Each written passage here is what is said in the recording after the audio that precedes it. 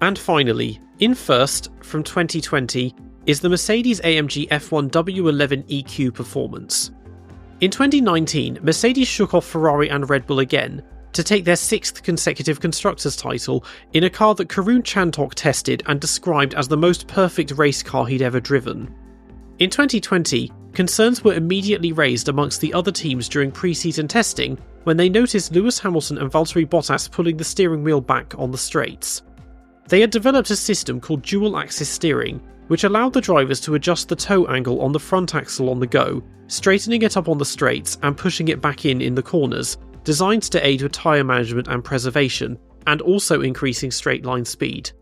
The other teams unsuccessfully tried to get it banned, which resulted in it getting banned from 2021 instead to prevent anyone else trying it.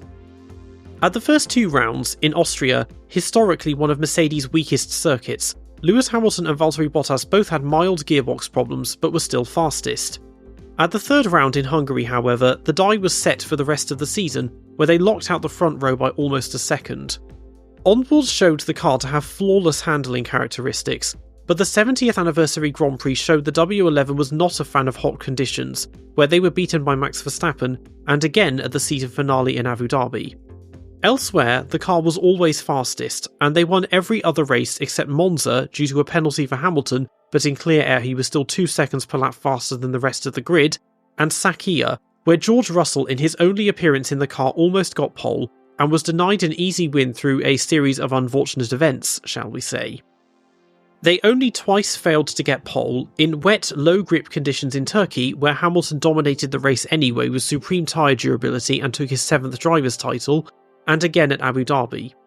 Nonetheless, the W11 holds the outright lap record at 12 of the 15 circuits it raced at, and Lewis Hamilton's pole lap from Monza is the fastest lap in Formula 1 history, with an average speed of 164.29 miles per hour.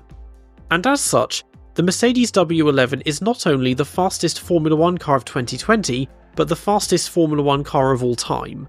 Therefore, I can declare it the greatest Formula 1 car of the 2020s.